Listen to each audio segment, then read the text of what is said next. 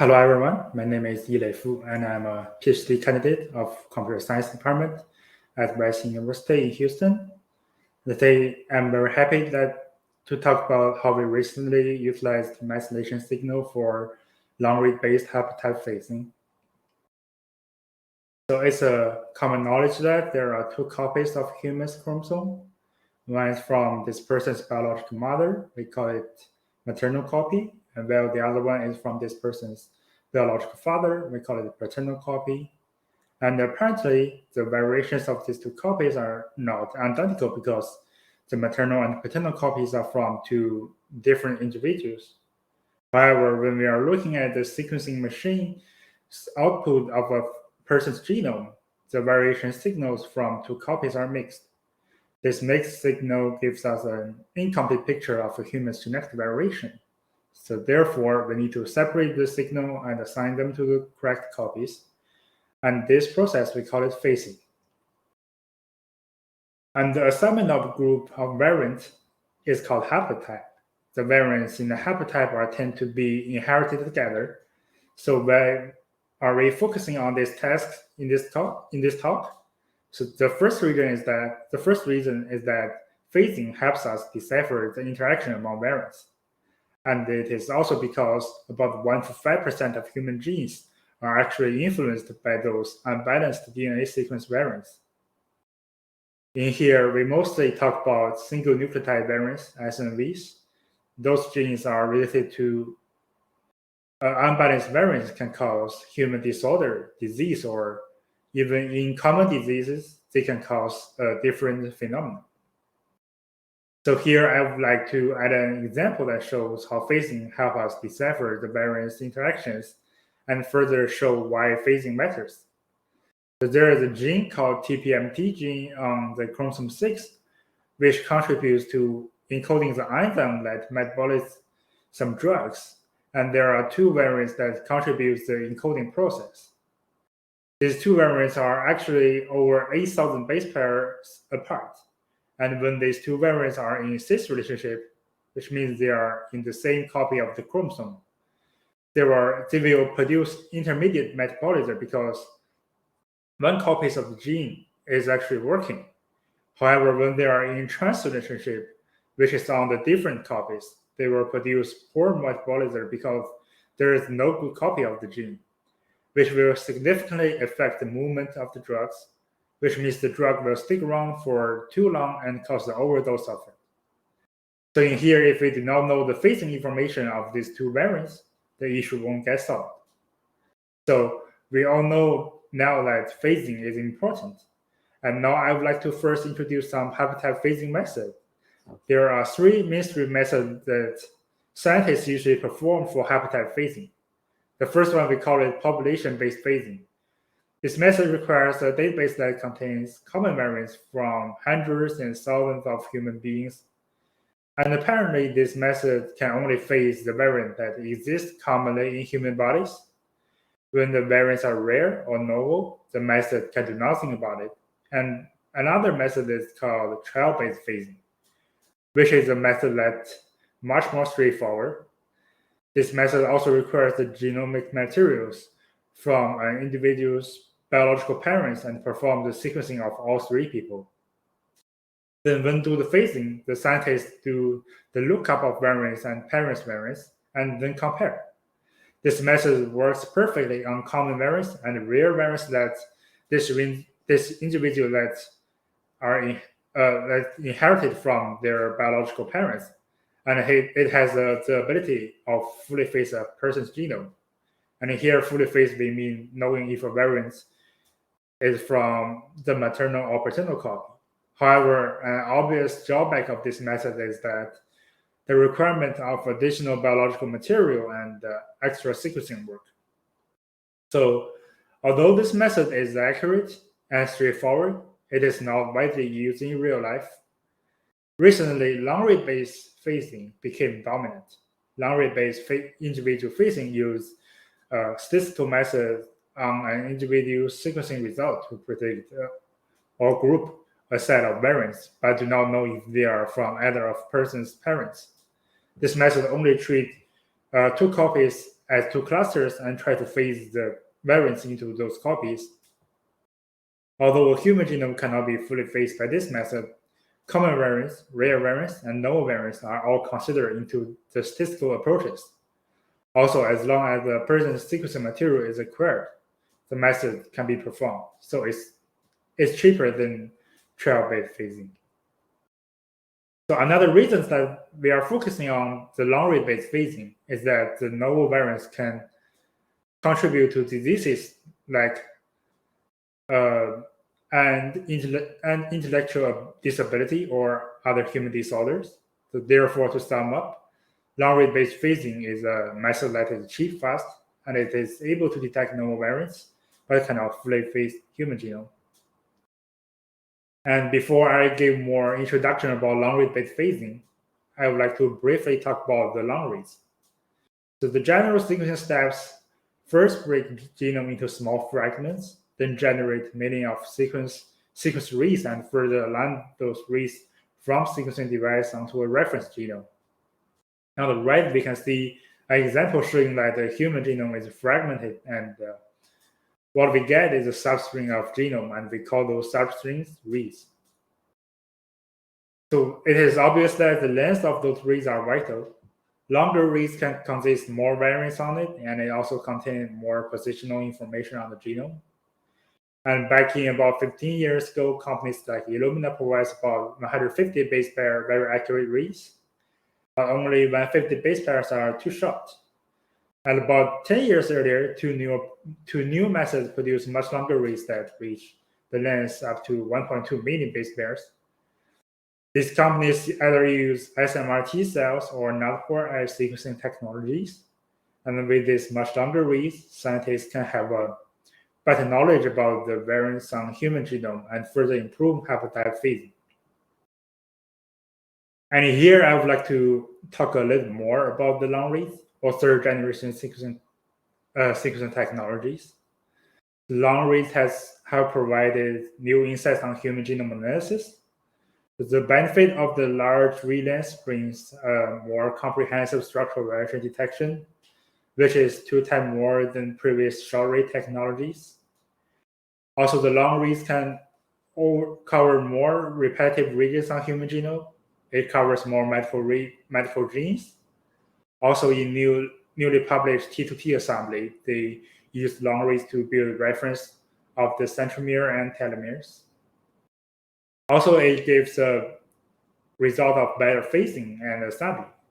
It shows on the better N50, which means a better phasing length and less gaps, and they have other better effects on the phasing and assemblies. And now I'd like to introduce something about the long-read-based phasing. So we would like to define the long-read-based phasing as a classification problem, which is to classify a huge pile of reads into 2 clusters. And here we call that haplotype 1 and haplotype 2, because we don't know if they are the paternal or maternal copies. The long-read-based phasing technique usually relies on single nucleotide variants, SNVs, and thus requires heterozygous variants and a large read length that can connect those heterozygous variants. So the heterozygous variants here mean the variants that is different on 2 alleles. So in the bottom, I'm showing an example about how long-read-based phasing failed to cover some region on human genome. We can see that there is only one homozygous variant, which is the same on 2 alleles sitting in the middle of 2 phase regions. And we call those phase blocks. Since the variant does not give the information about the difference on 2 copies, and the read lengths are not long enough to cover this region remains unphased. And the issue with those unphased regions or gaps is that it gives no information of the haplotypes relationship in the last and the next SNV phase block. For example, the haplotype 1 in the last SMA phase block can be corresponding to the haplotype 2 in the next SMA phase block, which means they are from the same copy on the chromosome but assigned to different haplotypes due to the uninformed gap.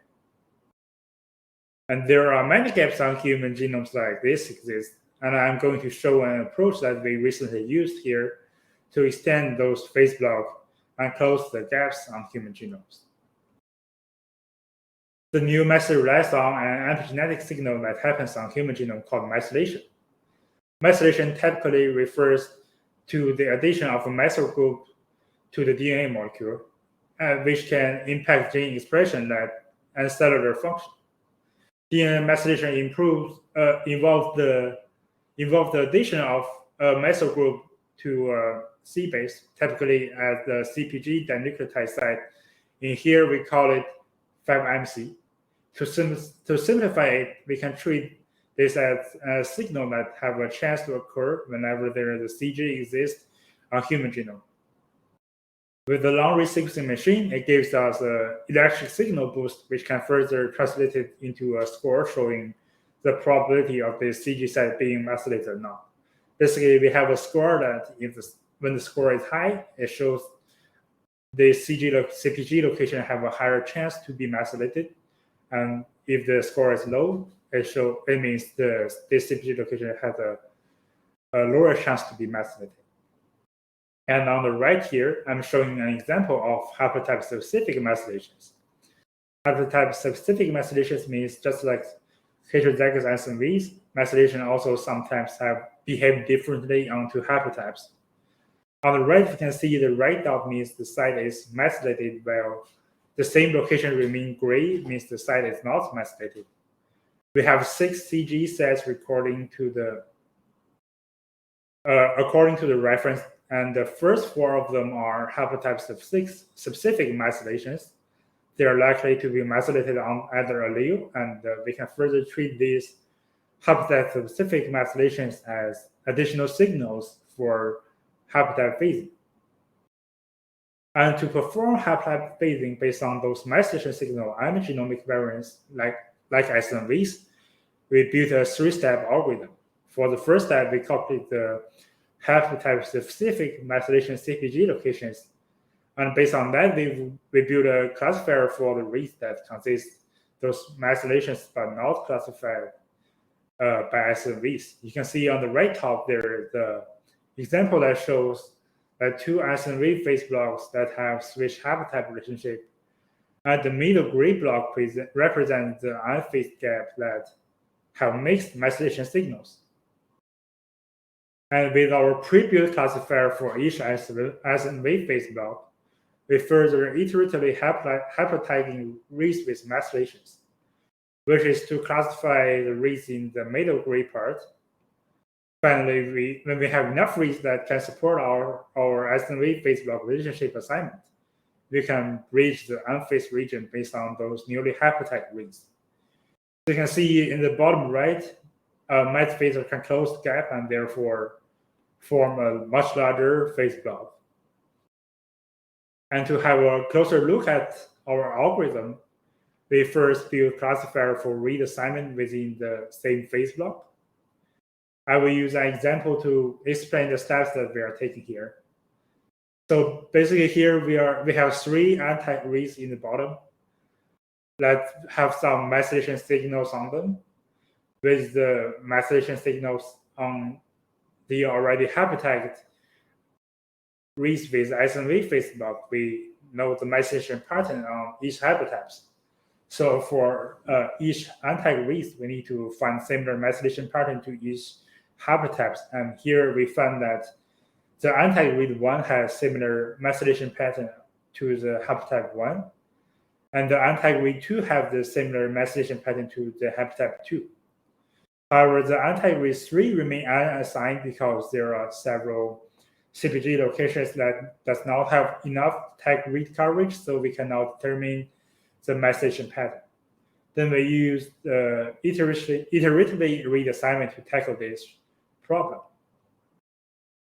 And here at the second iteration, the untagged read 3 can actually be assigned to haplotype 1, since in the previous step we tagged 2 new reads into haplotypes, and now the coverage is sufficient.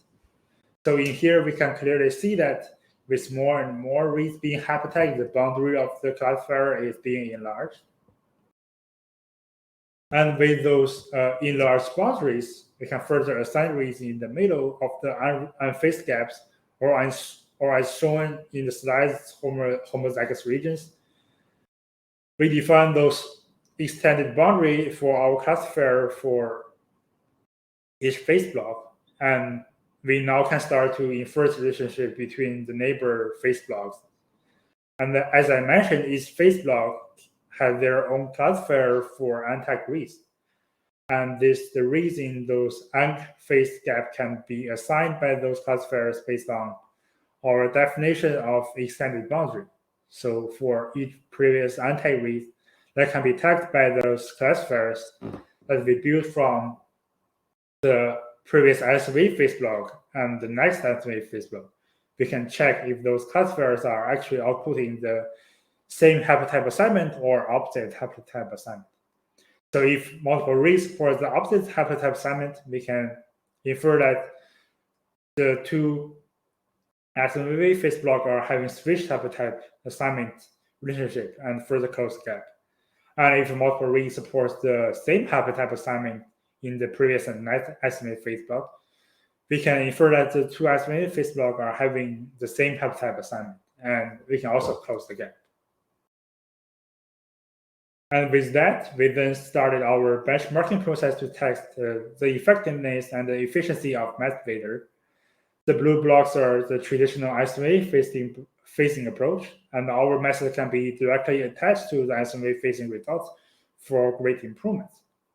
And for benchmarking, we are lucky to have a 12-phased HG002 sample that have very accurate variant haplotype assignment, and we treated this sample as our ground truth to further check our program's accuracy.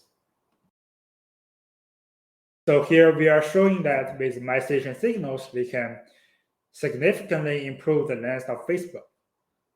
So un-phased is a number that reflects the length of phase block, and there are here we only use the un-phased that MethPhase can correctly connect the phase block. And here we can see a 1.6 to 2-fold increase of un-phased, where on the right we show the comparison of the phasing error. Phasing error can be reflected by two values: switch error that represents the single SNP switch that caused all the variants after it being switched, and flip rate means just a single SNP that was assigned to a wrong haplotype.